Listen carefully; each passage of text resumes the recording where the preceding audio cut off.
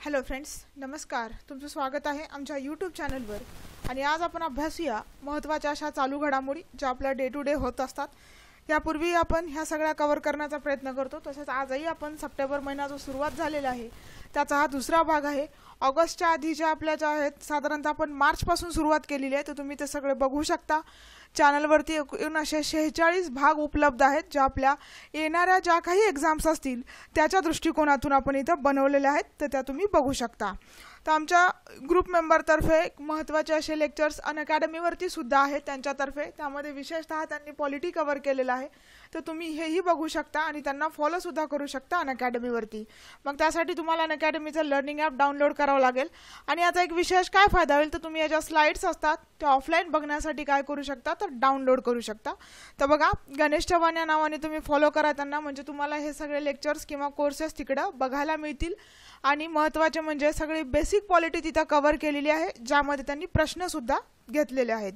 चला तर मग बघूया. आपली आजची पहिली न्यूज आहे. रंजन गोगोई हे जे आहेत ते येणारे किंवा आता पुढचे आपले CJI असतील, चीफ जस्टिस ऑफ इंडिया असतील, जे ऑक्टोबर 3 रोजी काय करणार आहेत, तर इथं चार्ज घेणार आहेत किंवा शपथविधी घेतील. तर रंजन गोगोई हे दीपक मिश्रा यांना सक्सीड करतील, आपले सध्याचे जे चीफ जस्टिस आहेत. आणि त्यांनीच त्यांचं नाव रेकमेंड सुद्धा केलेलं आहे या पोस्टसाठी. तर बघा, जस्टिस रंजन गोगोई हे ऑक्टोबर 3ला किंवा 3 ऑक्टोबरला इथं चीफ जस्टिस ऑफ इंडियाची काय करतील, तर शपथविधी घेतील किंवा शपथ ग्रहण करतील. आणि त्यांचा कार्यकाळ कधीपर्यंत, तर आहे बघा नोव्हेंबर 17 म्हणजे 17 नोव्हेंबर 2019 पर्यंत ते ह्या पदावर काय असतील, कार्यरत असतील. आणि हे next chief justice of India आहेत, हेही लक्षात ठेवा.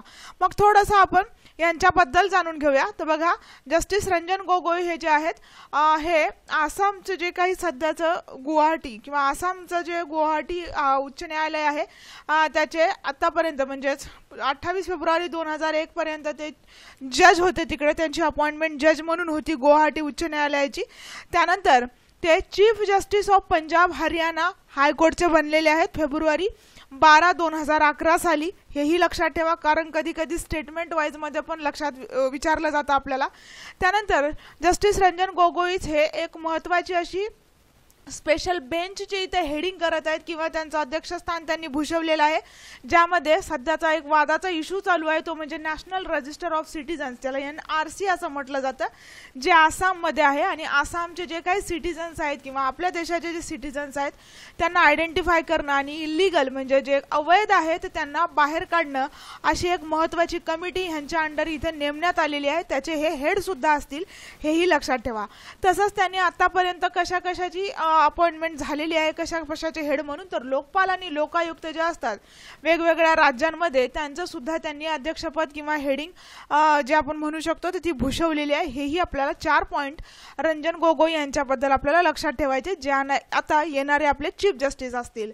मग बघा, आत्ताचे जे चीफ जस्टिस आहेत दीपक मिश्रा हे कितवे चीफ जस्टिस आहेत हे मला तुम्ही कमेंट बॉक्समध्ये सांगायचे.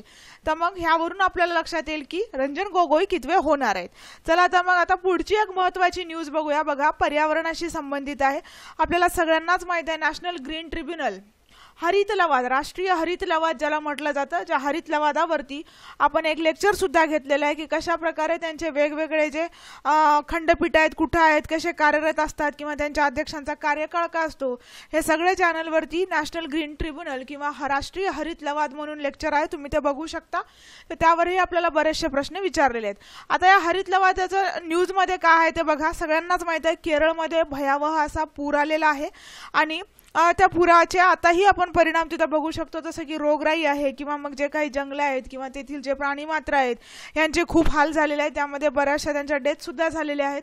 तर आपण बघूया की कशा प्रकारे इथं हरित लवादाने इथं वेस्टर्न घाट म्हणजे आपण पश्चिम घाट म्हणतो आणि महाराष्ट्रामध्ये त्याला सह्याद्री असं म्हटलं जातं, तर ह्या संदर्भात एक महत्त्वाच्या स्टेप्स किंवा पावलं इथं ग्रीन ट्रिब्युनल उचलत आहे त्यांना संरक्षित करण्यासाठी, त्यांना कन्झर्व करण्यासाठी. मग बघा, केरळसह यामध्ये दुसरे 6 राज्य आहेत ते कशा प्रकारे, तर बघा केरळसह 6 पश्चिम घाट राज्यांनी हरित राष्ट्रीय प्राधिकरण, ज्याला NGT असं म्हटलं जातं, तर या NGT द्वारे पर्यावरण विषयक मंजुरी मिळाल्यामुळे पर्वतरांगाच्या इको सेन्सिटिव्ह किंवा इको सेन्सिफिक एरिया जो आहे या विपरीत परिणाम होऊ शकतो असा कृतीवार नियंत्रण इथं ठेवण्यात आलेलं आहे। आणि पॅनलने असे निर्देश सुद्धा दिले आहेत की केरळमध्ये जे नुकतीच पूरस्थिती झालेली आहे किंवा केरळमध्ये आलेल्या नुकत्याच पुरामुळे पश्चिम घाटातील इको सेन्सिटिव्ह झोन, ठीक आहे, जे केंद्र सरकारनं अधिसूचित केलं आहे ते कमी केलं जाऊ नये, ते आहे तसंच राहू द्यावं आणि व्यवस्थितरित्या त्यांचं काय करायला पाहिजे तर संवर्धन होऊ द्यायला पाहिजे किंवा करायला पाहिजे असं ह्या ग्रीन ट्रिब्युनलचं म्हणणं आहे। तर हेही आपण इथं लक्षात घेऊया। आता थोडंसं आपण बघूया की पश्चिम घाट आणि त्यांचे आतापर्यंत जे अहवाल आहेत ते कशा प्रकारे इथं आलेले आहेत। आपल्याला माहित आहे की कस्तुरीरंगन समिती, त्यानंतर माधव गाडगीळ समिती ह्यांचे रिपोर्ट्स आतापर्यंत आलेले आहेत, पण त्यांच्यावर अजून फॉलोअप झालेला नाहीये। तर त्याच दृष्टिकोनातून इथं ग्रीन ट्रिब्युनलने काय म्हटलेलं आहे की ह्यांचे जे रिपोर्ट्स आलेले आहेत यावर काय करायला पाहिजेत। आता ह्या ज्या शिफारशी आल्या होत्या ह्या सगळ्यांच्या म्हणजे सगळे म्हणजेच जे काय गाडगीळ समिती आहे आणि त्यानंतर के कस्तुरीरंगन आहे, तर त्यांच्या शिफारशी इथं जारी करायला पाहिजे किंवा लागू करायला पाहिजे, जे 7 वर्षापूर्वी इथं स्थापन केल्या होत्या। तर मग बघा पश्चिम घाट परिस्थितिकी विशेषज्ञ पॅनलने नाजूक जे एकदम फ्रॅगाईल आहेत हे आता अशा हे जे काय नाजूक भागाच्या संरक्षणासाठी शिफारशी जारी केलेल्या आहेत, ज्यामध्ये केंद्रीय पर्यावरण मंत्रालयाचं वेस्टर्न घाट जे आहेत आता WGEEPच्या अध्यक्षता करणारे माधव गाडगीळ यांनी म्हटलं आहे की केरळमध्ये जी सध्याची परिस्थिती आहे या केरळमधील अलीकडच्या त्रासामुळे इथं धोरणाचा परिणाम झाला आहे आणि गोवा हे निसर्गाच्या प्रकोपाच्या ओळीत देखील असू शकते असा सुद्धा इशारा इथं दाखवण्यात आलेला आहे। म्हणजे फक्त काय केरळच नाहीये तर बरेचसे राज्य, आता हे केरळ सहित दुसरे 6 राज्य, मग ज्यामध्ये महाराष्ट्र आहे, त्यानंतर गोवा आहे, कर्नाटकचा सुद्धा आपण बघू शकतो समावेश असेल त्यामध्ये, हे सगळे आपल्याला इथे लक्षात घ्यायचे। तर बघा इथं बघा मी राज्य सुद्धा दाखवलेले तुम्हाला, केरळ आहे, कर्नाटक आहे, तामिळनाडू आहे, गोवा आहे आणि महाराष्ट्र आहे। तर या पश्चिम घाटासाठी प्रामुख्याने जबाबदार असलेले जे राज्य आहेत या राज्य सरकारांना गाडगीळ समिती आणि कस्तुरीरंगन कमिटी जी आहे तर यांच्या अहवालावर विचार करणे आवश्यक आहे, कारण अतिशय महत्त्वाचं असं हॉटस्पॉट आहे पश्चिम घाट, ज्यामध्ये खूप साऱ्या प्राण्यांच्या जाती आहेत, वनस्पतींच्या जाती आहेत आणि त्यानंतर महत्त्वाच्या म्हणजे आपण बघू शकतो की ट्राइब्स सुद्धा आहेत, आदिवासी जाती जमाती सुद्धा इथं असतात। तर ह्यांचं सगळ्यांचं संवर्धन करणं हेच एक महत्त्वाचं ह्या दोन्ही कमिट्यांनी किंवा समित्यांनी तिथं सांगितलं होतं, जे की आतापर्यंत इथं लागूच झालेले नाहीये। तर मग बघा कशा प्रकारे इथं एक पश्चिम घाट जवळपास खूप सारी लांबी, जे आपण सुरुवात करतो गुजरातच्या एंडपासून, म्हणजे साधारणतः आपल्या महाराष्ट्राच्या सुरुवातीपासून सुरू होते, आपण बघू शकतो धुळे किंवा धुळे नंदुरबार पासून ते सुरुवात होणार आणि त्यानंतर कुठे एंड होणार तर शेवटी केरळचं जे शेवटचं टोक असेल तिथं आणि थोडाफार प्रदेश तिकडे परत अजून तामिळनाडूचा तिथं येतो। तर मग अशा प्रकारे एवढा मोठा हा पश्चिम घाट आहे, त्याचं संवर्धन करणं खूप महत्त्वाचं आहे। तर त्याच दृष्टिकोनातून ही न्यूज आहे, तर तुम्ही हे लक्षात घेऊ शकता। आता थोडंसं आपण पुढे जाऊन बघूया। बघा जे WGEEPने जे इको सेन्सिटिव्ह झोन सांगितलेले त्या इको सेन्सिटिव्ह झोनमध्ये समाविष्ट होण्याकरिता बरेच मोठं क्षेत्र आहे ज्यामध्ये प्रस्तावित केलेलं असेल तरी कस्तुरीरंगन यांनी जे नेतृत्व दिलं होतं या नेतृत्वाखालील हाय लेवल वर्किंग ग्रुपनं म्हणजेच WGEEPनं अहवालाचा विचार करण्यासाठी MFEEF आणि CC म्हणजेच मिनिस्ट्री ऑफ ज्याला आपण एन्व्हायरमेंट फॉरेस्ट आणि क्लायमेट चेंज असं म्हटलं जातं त्याच्या अहवाल इथं नियुक्त केलेला आहे आणि ज्याचं बेंच जे आहे किंवा एक महत्त्वाची अशी कमिटी इथं स्थापन करण्यात आलेली आहे, ज्याचे चेअरपर्सन असतील जस्टिस आदर्श कुमार गोयल NGTचे चेअरपर्सन आहे। ते हे लक्षात ठेवा, तुम्ही यांचं नाव लक्षात ठेवा। आणि यांच्यासोबत अजून कोण आहे तर जस्टिस SP वांगडी आहेत आणि नगीन नंदा आहेत, जे अदर एक्सपर्ट मेंबर असतील ह्या समितीचे किंवा ह्या कमिटीचे।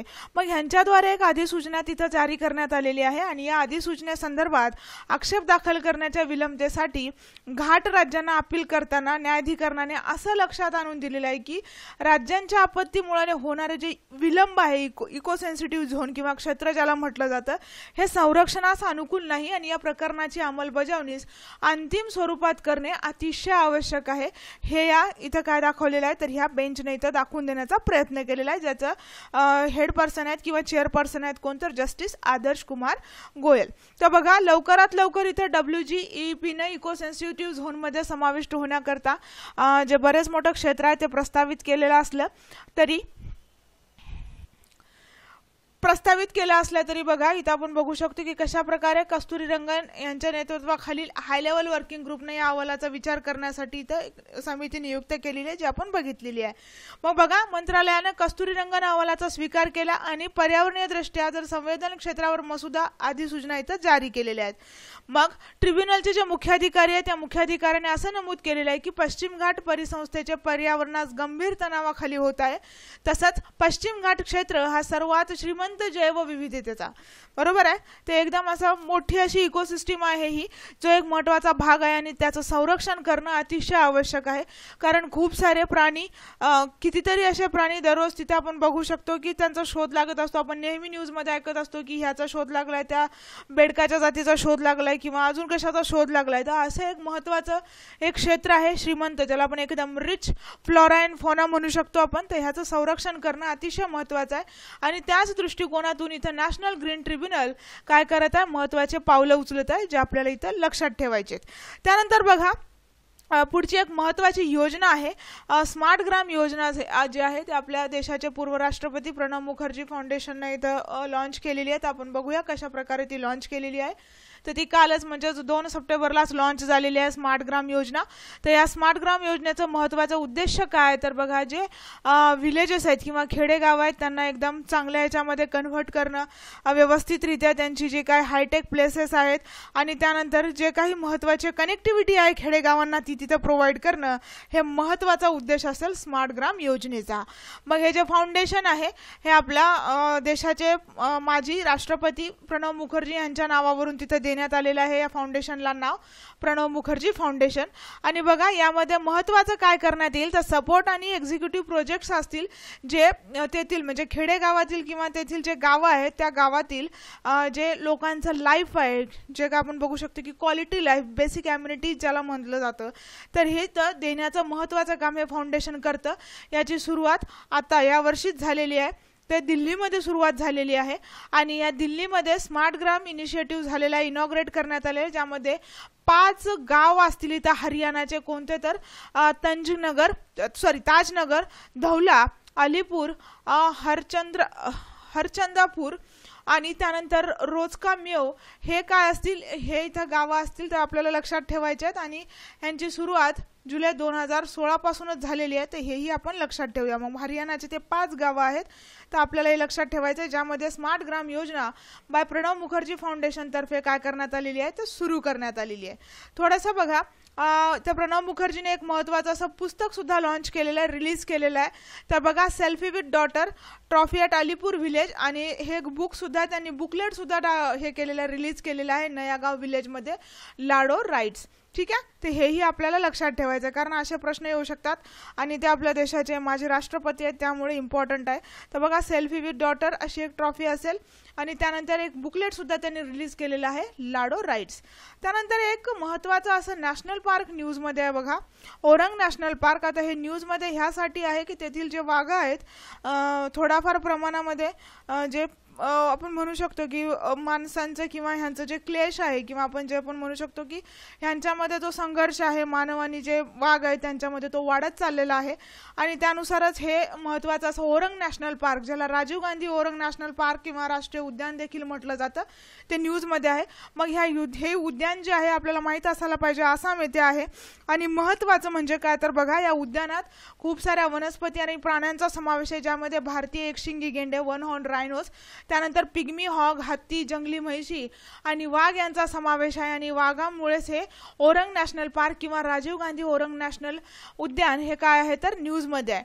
मग महत्त्वाचं म्हणजे इथं रायनासोर्स आहेत आणि ब्रह्मपुत्रा नदीचा जो म्हणजे उत्तरेकडची जी तिची काठ असेल किंवा उत्तरेकडचा जो किनारा आहे नॉर्थ बँक ब्रह्मपुत्रा नदीचा, हे इथं स्थित आहे. हे आपल्याला लक्षात ठेवायचं आहे कारण कधी कधी आपल्याला राज्य विचारलं जातं, कधी कधी आपल्याला ह्याच्या संबंधात किंवा ह्या नॅशनल पार्कच्या संबंधातील आपल्याला प्राणी विचारले जातात किंवा नदी विचारली जाते.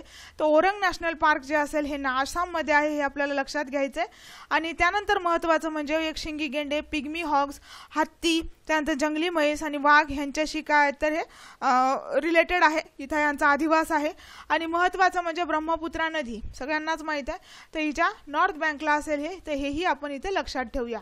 त्यानंतर बघा आपण इथं 2 प्रश्न बघूया. ओरांग नॅशनल पार्क तुम्हाला माहीतच आहे, तर बघू शकता कशा प्रकारे इथं ओडिसा, अरुणाचल प्रदेश, आसाम आणि पश्चिम बंगाल. तर बघा, आपल्या या प्रश्नाचं उत्तर असेल ओरांग नॅशनल पार्क कुठं स्थित आहे, तर ते आहे आसाममध्ये, म्हणजेच पर्याय क्रमांक सी असेल आपल्या या प्रश्नाचं उत्तर. आणि विशेष यांची खासियत काय आहे, तर हे एकशिंगी गेंड्यासाठी, जसं काझीरंगा नॅशनल पार्क आहे तसंच हेही प्रसिद्ध आहे, तर हेही आपण इथं लक्षात ठेवूया. त्यानंतर इथं नदी कुठली असेल, तर ब्रह्मपुत्रा नदी आहे. तर बघा, त्यानंतर पुढचा प्रश्न बघूया आपण. बघा, सगळ्यांनाच माहीत आहे रोहिंग्याज जे इश्यू आहे सगळ्यांनाच माहीत आहे, खूप असा अटीतटीचा इश्यू आहे हा, ज्याचा मुद्दा यूएनच्या मागच्या सप्टेंबरमध्ये सुद्धा जे काही यूएनचं जनरल असेंब्ली तिथे होत असते त्यामध्ये सुद्धा हे झालेलं आहे. आणि आता परवाच डेथ झालेले किंवा त्यांचं मृत्युमुखी मरण पावलेले कोफी अन्नान हे या महत्त्वाच्या रोहिंग्याच्या इश्यूवर एक कमिटी स्थापन करण्यात आली होती. त्यांनी तिथे रिपोर्ट सुद्धा सादर केलेला आहे. तर बघा, रोहिंग्या निर्वासित इश्यू खालीलपैकी कोणत्या देशांशी संबंधित आहे, तर एक आहे म्यानमार आणि बांगलादेश, उत्तर कोरिया आणि दक्षिण कोरिया, थायलंड आणि कंबोडिया का म्यानमार आणि थायलंड. तर आपल्याला माहीत आहे कोणाशी संबंधित आहे हा, म्यानमार आणि बांगलादेश.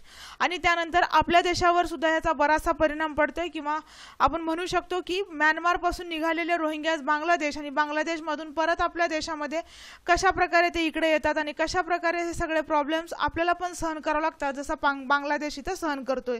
तर मग म्यानमारचे हे जे काही रोहिंग्याज आहेत, हे रोहिंग्या राखाईन जो काही पर्वतरांगा आहे तर त्या याच्यामध्ये आढळतात. आणि रोहिंग्या हा तिथला प्रोव्हिन्स आहे.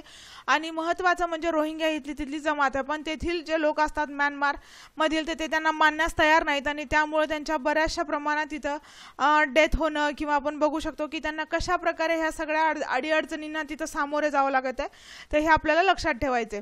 तर बघा, ह्याच्यावरचा प्रश्न मागच्या UPSCच्या प्रीमध्ये सुद्धा आला होता, त्यामुळे आपण इथे लक्षात ठेवूया, कारण आपल्या देशाच्या शेजारील देश आहे ते, त्यामुळे आपल्याला प्रश्न कुठूनही येऊ शकतो. सो फ्रेंड्स, इथं आपण डिस्कस केले महत्त्वाचे असे 2 प्रश्न आणि महत्त्वाच्या अशा घडामोडी. येणाऱ्या भागांमध्ये सुद्धा आपण अशाच इम्पॉर्टंट ज्या न्यूज असतील त्या कव्हर करण्याचा प्रयत्न करूया. चला तर भेटूया मग पुढच्या भागामध्ये. Thanks for watching.